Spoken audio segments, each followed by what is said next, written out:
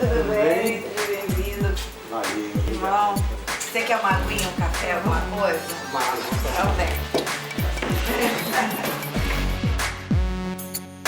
Eutanásia, índios no Tocantins e um corpo no meio da floresta.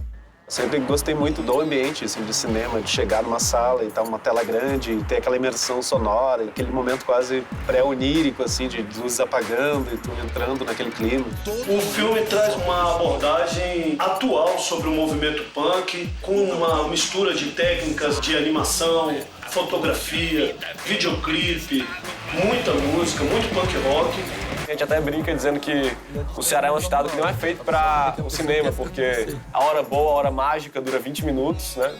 Tanto de manhã quanto à tarde, e depois é só sol de meio-dia. Então é quase que um movimento de resistência, né? Fazer filme lá. A gente foi vendo que a produção imagética sobre os índios era muito grande e tinha um discurso ideológico muito implantado. A imagem não é o que ela está mostrando, né, muitas vezes ali. Ela escondia muitas coisas da história. Essa locação, ela funciona como a casa dessa família que está em decadência financeira, em decadência psicológica. É uma relação muito interessante porque mistura Orestes com o médico, mistura um pouco de mitologia que há em todo o drama.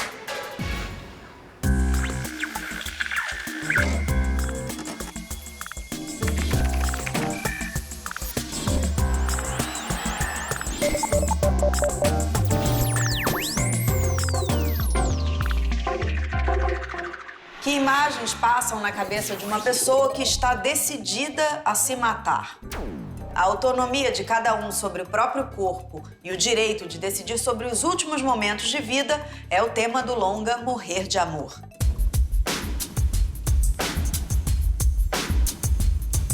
Gostou? Esplêndido. Valeu. O filme trata de um assunto bastante delicado, né? A gente lida com valores morais, com valores cristãos. A mãe tá morrendo de câncer, né? E eles tinham combinado que quando ela estivesse bem mal, ele então a mataria. O filme é todo contado em flashbacks, então o único plano real é que ele tá na UTI, nas últimas, porque ele tentou suicídio. O filme é muito denso. No roteiro eu já senti que ele ia exigir uma carga dramática incrível. Ele é um roteiro mais livre, justamente para buscar a identificação do espectador e deixar aberto, né, aquilo que a pessoa pode colocar ali como referência dela, como identificação. Ação. Não foi tão difícil de entrar no espírito do filme, porque eu já estava acompanhando desde o começo, né? Já tinha lido o roteiro bem antes e eu participei de alguns ensaios e das reuniões. A gente conversava muito sobre os personagens, para entender o clima de cada um. Foram 3 meses todo o processo de ensaios, de entender essa linguagem que ele queria, né? Todas as referências que ele pega para o filme, referências estéticas, de linguagem. E foi um processo muito interessante. Aí você faz assim, ó. Isso, e vai sair a fumaça. Eu acho que a arte, ela tem a finalidade de sacudir a sociedade, de fazer com que ela pense a respeito das suas neuroses, a respeito da sua relação com as outras pessoas. Eu tenho essa história já há aproximadamente 3 anos e ela veio evoluindo. Ao longo desse processo eu acabei fazendo outros roteiros também. É um drama que, na realidade, conta o romance de um jovem com uma moça que veio tratar dessa senhora. Eu poderia dizer que esse filme ele tem um leitmotiv que é ame as pessoas como elas são.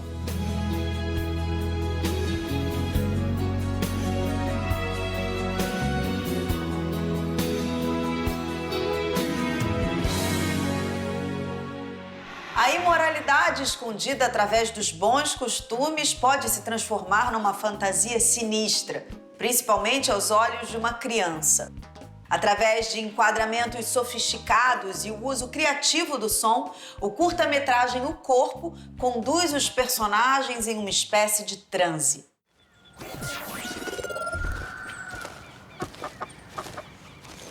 O filme, a trama dele se desenrola dentro do interior gaúcho e é uma família bem tradicional e tem esse menino que está numa fase pré-adolescência que ele acaba encontrando um corpo desacordado na mata. E a partir dessa recolhida desse corpo para casa da família, as relações começam a influir de uma certa maneira, assim, um pouco sensorial dentro daquele pequeno mundo, assim, deles. Eu vou chamar teu pai, ver o que a gente faz. Eu sempre tive vontade de tratar a questão da sociedade, principalmente gaúcha, por eu viver lá, enfim. E pelo interior ser meio que uma exacerbação de alguns fatores de conservadorismo, de uma certa misoginia gaúcha. Me interessou muito trabalhar o ponto de vista do menino, porque tem toda uma questão de fase de virada da vida, de pré-adolescência, e de ele estar recebendo algumas imposições que, enfim, são tradicionais ali dentro daquela região, mas que são também sintoma de uma sociedade um pouco mais dura em outros sentidos, assim.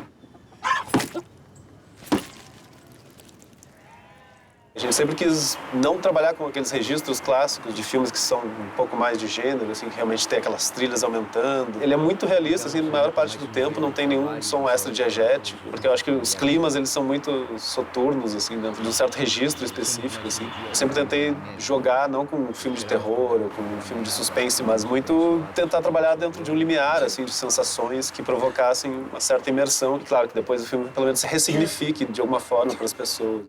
O que é isso, guri? Fazer porquice na frente da visita.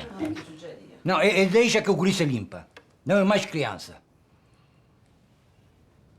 Pega esse pano e vai já pro teu quarto. Vai! Ele fez videoclipe, publicidade, comédia e documentário sobre personagens muito singulares. Eu tenho um grande prazer de receber hoje aqui no estúdio do Revista o diretor Roberto Berlini. Roberto, obrigado pela sua presença aqui. Obrigado. Eu queria começar sabendo, assim, com trabalhos tão diversos, o que te chamou a atenção primeiro no audiovisual? Qual foi a sua primeira linha de trabalho?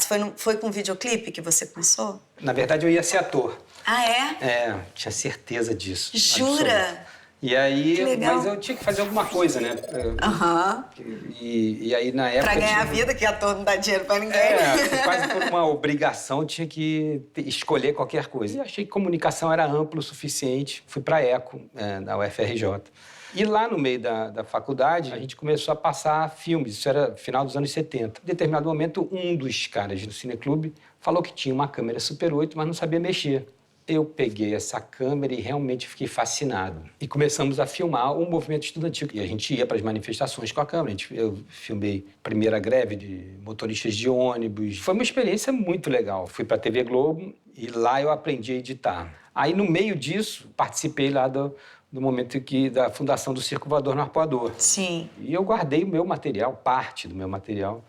Eu consegui guardar e eu fui usar agora num... E como é que veio agora essa ideia de retomar esse material, de repensar esse lugar e a importância do circo na história da cidade? Não, o circo foi fundamental para a minha formação e para a formação de muita gente, porque eu acho que teve muito dessa coisa do coletivo. O circo dependia muito da gente para sobreviver, desde varrer o chão até ir para a bilheteria, toda a manutenção do espaço circo tinha a ver com o coletivo, né? O circo acho que é o movimento da gente de parar de reclamar para poder agir. Descobrir que quem tem o poder de fazer somos nós. Você teve uma outra experiência também com música e com amigos, que foi o documentário sobre os Paralamas, enfim, sobre o Herbert, né? Assim, como é que é a sua relação com ele? De que forma a relação com os Paralamas influenciou na sua carreira, na sua maneira de ver o cinema, de fazer documentário, de fazer, enfim, videoclipe? Paralamas eu conheci no circo. Em 85, se eu não me engano, eu fiz um clipe para Dulce Quental. Esse foi o meu primeiro videoclipe, que era Délica, que chamava. O Bi e o João Baroni viram esse clipe e me chamaram para fazer o clipe do Alagados. Aí a gente foi ficando amigo, né, com o tempo. Quando teve o acidente do Herbert, a gente começou a ir para o hospital todo dia. Quando eu entrei pela primeira vez no quarto e o Herbert estava acordando do coma, ele estava falando em português, espanhol e inglês, rimado. Aí eu peguei um gravadorzinho, daqueles pequenos, e falei para o Zezé, acho que você devia gravar isso, porque ele vai acabar usando um dia. Eu achei que a coisa mais legal que eu podia fazer naquele momento era juntar esse material que eu tinha e outros mais para mostrar para o Herbert determinadas coisas que, naquele momento, a memória dele já não estava tão clara. Eu não me vejo como um artista de maneira nenhuma, não me acho uma pessoa particularmente inteligente. Eu acho que a minha virtude é a capacidade de trabalho. E o filme é mais ou menos isso, né? Claro, a gente entrevista todo mundo, então é ele vendo outros momentos e reavaliando outros momentos da vida dele. Acho que mesmo se a gente parasse e acontecesse uma tragédia, eu ia começar de novo ou música ou alguma outra coisa e ia conseguir tudo de novo. Você tem um outro documentário que é a coisa mais linda do mundo, que é A Pessoa é para o que Nasce. Queria entender como é que você chegou nessas mulheres, como é que foi esse processo para você? O projeto das ceguinhas começa com o Som da Rua. Eu estava filmando em Campina Grande essa série, que é sobre músicos anônimos. As conheci lá no Parque do Povo e a gente começou a conversar. E é justamente, eu vou tentando entender como é que elas três faziam para sobreviver. 3 mulheres cegas, miseráveis, numa cidade que não dava bola para a arte delas. E aí, em determinado momento, eu pergunto o que elas acham da vida.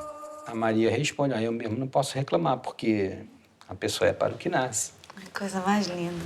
As 3 ceguinhas de Campina Grande viraram estrelas de cinema. Estrela de cinema tem muito valor, né? Aí tem o projeto dos anões também, que é Pindorama, né? Que chama A Verdadeira História dos 7 Anões. Isso foi incrível também, porque foi muito por acaso que eu fui parar em Arco Verde. O Lula Queiroga é meu compadre. Eu tinha ido filmar a última etapa das ceguinhas e ele ia fazer um clipe do Cordel. Aí ele teve um trabalho que ele teve que fazer de última hora, algum problema que deu. Ele falou, Roberto, eu preciso que você vá dirigir esse clipe. Palhaço no Circo Sem Futuro. Eu ouvia a música várias vezes, era o meu processo. Eu ficava ouvindo, né, a música e tal, a Kombi, aquela paisagem. Cheguei lá em Arco Verde, aí a gente subiu num mirante que tinha na cidade. E do mirante a gente olhou para um lugar e viu um lixão. E dentro do lixão, um cirquinho, Pindorama, um circo dos 7 anões. E era o mundo de 7 anões irmãos. Um mundo que anão é que mandava.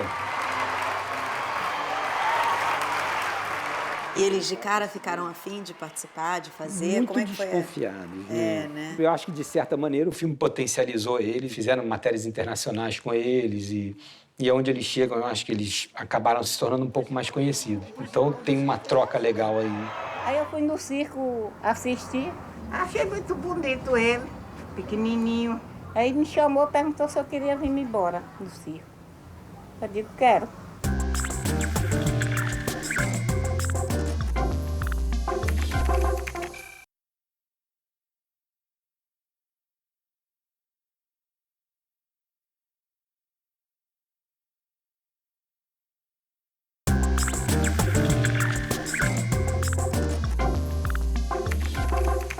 Em 1983, um conto de Carlos Drummond de Andrade fazia uma análise contundente sobre o movimento punk no Brasil.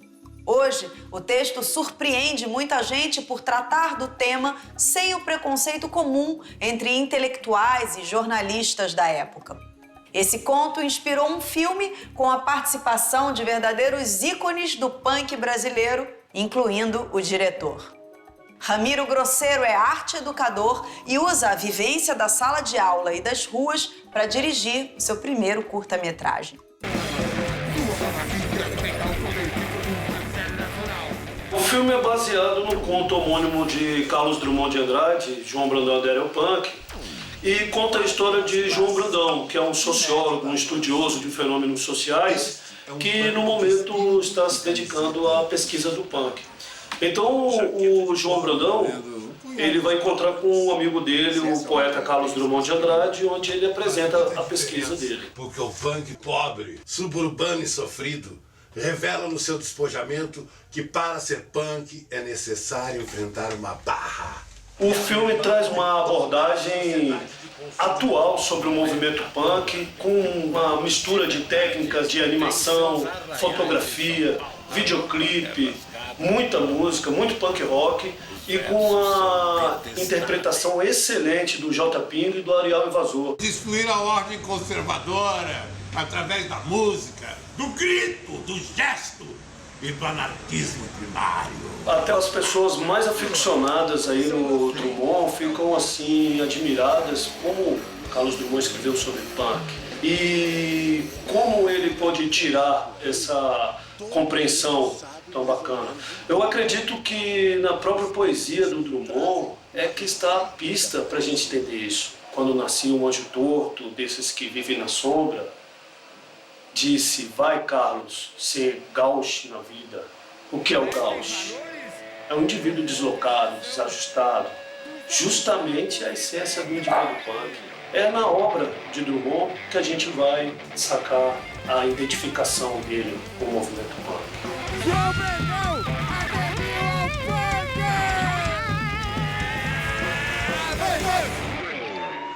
A educação brasileira esconde um drama social por trás das estatísticas. Depois de uma pesquisa de 4 anos, o documentarista João Jardim revela o seu ponto de vista sobre a relação do jovem com a escola.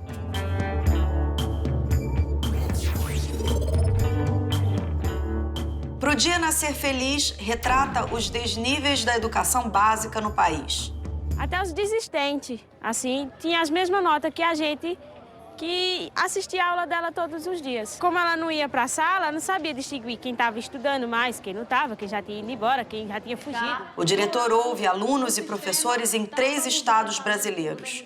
Começa no sertão pernambucano, passando pela Baixada Fluminense, a periferia de São Paulo, até chegar a um colégio da elite paulistana. Eu poderia ser uma adolescente normal, se não tivesse uma família formada por 11 pessoas. Eu deveria frequentar ambientes de lazer, se não tivesse que trabalhar. Eu deveria ter uma péssima impressão da vida, se não fosse a paixão que tenho pela arte de viver. Os problemas acompanham a realidade social de cada escola, desde a falta de infraestrutura nas comunidades pobres, como água e transporte, as dúvidas sobre a escolha da profissão e problemas familiares entre os alunos mais ricos. Meus pais, eles trabalham tanto que eu acho que eles não têm tempo de entender a gente, sabe? Eu e minha irmã. Eles estão correndo contra o tempo essa questão de dinheiro, sabe? Ao contrário de outros documentaristas, João Jardim não se preocupa em revelar para o espectador o trabalho de sua equipe.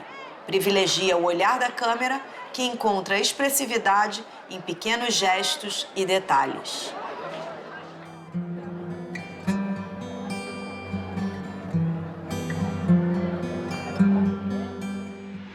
O questionamento sobre a educação convencional é o tema do curta História de uma Pena.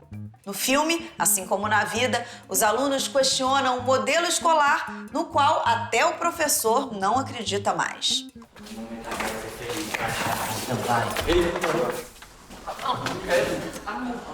A situação base do filme é uma sala de aula, um professor e alguns alunos. O professor tentando começar uma aula que nunca consegue ser começada. Tem alguns alunos que estão atrasados, os alunos que estão lá não querem fazer a aula, querem ter a presença e ir embora. Mas a partir disso, o filme olha um pouco para esses personagens e um pouco o cruzamento desse espaço ainda muito institucional da escola com essa vida pulsante, como esses espaços entram em choque. Professor, entendeu? O senhor tem o poder, o senhor abre a frequência, bota o nome dele, o meu, da chata, desse aqui também, tudo certo. Porra, professor, não posso nem falar nisso. Daqui a pouco você vai esquecer. A finalização foi um dos maiores desafios, que foi totalmente a pós-produção, a mixagem, porque o filme ele trabalha um pouco com improviso. Às vezes você não sabia direito quem ia falar, então o microfone não chegava. Acho que a gente pode acabar com a aula agora mesmo. Eu ponho a presença de vocês. Semana que vem eu tento fazer algo mais legal. Meu personagem é um professor de poesia. É um personagem muito em crise consigo mesmo e com o lugar em que ele está. Os alunos colocam ele em xeque o tempo todo. É uma relação muito conflituosa. As tensões estão ali e cada personagem não está confortável no espaço que está ocupando. E acho que isso sugere que é preciso transgredir esse espaço. Então ele seria um personagem de autoridade, mas ele não acredita nessa autoridade. Isso instaura uma crise para ele mesmo, diante dos alunos. Você não pode ir entrando assim. A aula já começou. Não, professor. A aula não começou, não. A gente chegou, ficou conversando. O senhor ficou falando sobre a sua vida, de onde o senhor veio, para onde o senhor vai. A aula não começou, não. Vanessa, pode entrar, vai. 5 fitas VHS encontradas na Universidade Federal de Goiás despertaram em 2 irmãos o desejo de fazer um filme. O material tinha registros do grupo indígena Anhá, mas o que teria acontecido com a tribo? Em busca de respostas, a equipe partiu para o Tocantins. A gente vai em 2011. A gente vai pela primeira vez à Ilha do Bananal. a aldeia Canoanã, onde parte desse grupo vive, porque, na verdade, eles vivem espalhados em várias aldeias de antigos inimigos. Tem gente que vive em aldeia Tuxá, tem gente que vive em aldeia Carajá, Javaé. Então, é bastante complexa a situação dos índios. E quando a gente chega lá em 2011, a gente chega com os arquivos, que era o que a gente tinha, assim, era a nossa relação com eles. Nós nunca imaginamos filmar os índios, porque como eles tinham sido filmados demais, nós carregávamos uma revolta sobre a forma como as pessoas filmaram eles, então a gente tinha também uma coisa de não filmar. Nós só fomos filmar em 2014. Esse é o vovô, é? A ideia do filme não é passar a filmar nas suas vidas cotidianas. Era uma forma do filme acionar uma realidade possível. O filme todo é falado em alma. Que não é uma coisa tão tranquila no cotidiano deles, porque eles mal conseguem se encontrar como família, sabe? A gente não foi ali para filmar uma pintura. Tem uma sequência dentro do filme que é a pintura É uma pintura corporal dos Alma e muita gente assim, estuda Vacanoeiro e conhece a história e tal, provavelmente nunca viu uma pintura, porque provavelmente não sabia que eles tinham uma pintura. E é uma proposição que era uma coisa que estava. Eles falaram assim, acho quieta, que nesse né? filme a gente podia se pintar, né? Pra gente mostrar que a gente é índio também. O roteiro do filme que foi filmado tem uma relação com o processo de identidade deles, assim. A nossa ideia era que a linguagem do filme pudesse, de alguma maneira, se encontrar com esse processo de etnogênese e etnicidade, assim, que está acontecendo agora. Porque ali eles estão vivendo uma vida deles, mas um tanto quanto produzida pelo filme também, em situações que eles se colocam como atores, né? Eles são personagens, mas ao mesmo tempo eles estão fazendo coisas também que eles estão pensando que eles estão dentro de um filme. Você retoma também a esse tema, essa possibilidade da arte trazer uma espécie de redenção no filme da Anísia da Silveira, baseado numa figura muito importante, né? Uma mulher extraordinária. E aí eu queria saber a sua relação antes com a Anísia, ou com a figura dela, assim, com a psicanálise ou mesmo com a psiquiatria, se foi por aí o seu encontro com essa história, se foi pela figura da Anísia mesmo. Como é que surgiu esse projeto para você? Esse projeto eu ia produzir.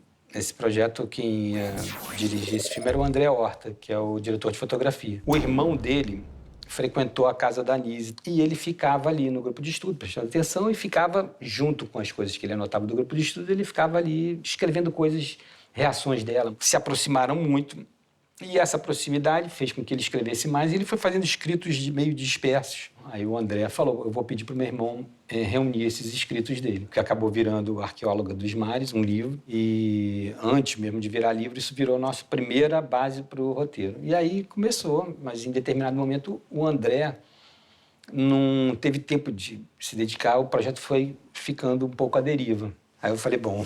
Mina, chegou para mim, vamos lá. Minha vez, vou ter que fazer esse negócio. E aí eu peguei o projeto para mim. Foi um longo caminho, longuíssimo. Foram quantos anos até vocês finalizarem o filme? Foram 13 anos, desde esse início até o filme ficar pronto. Foram 7 roteiristas que fizeram esse filme, e roteiros completamente diferentes. Então a gente se concentrou no período que ela volta do exílio para o hospital e que ela se depara no hospital com métodos que ela discorda, que são eletrochoques, a lobotomia.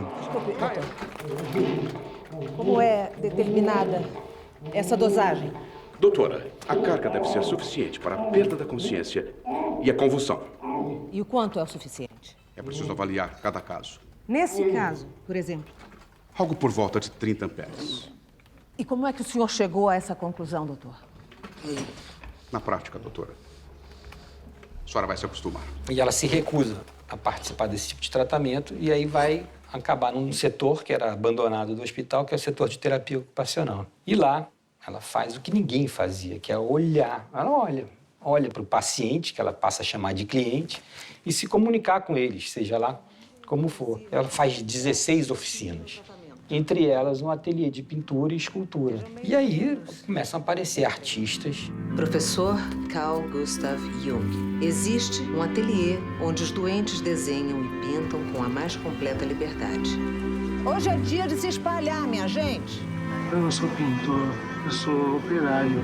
E vocês filmaram justamente no mesmo hospital que ela trabalhou a vida inteira, né? De que forma você acha que isso influencia-se no resultado do filme? Foi incrível. A gente se mudou para lá E a gente fez dentro do hospital a nossa base, então a gente ficou 2 meses antes de filmar ensaiando. E lá está o Museu de Imagens do Inconsciente, com 350 mil obras de esquizofrênicos. A Nise tem muitos fãs e seguidores, herdeiros intelectuais. E ela formou essas pessoas, e essas pessoas me ajudaram muito. Trabalhava com um roteirista, mas sempre tinha por perto essa rede que a Nise formou. A Lilina.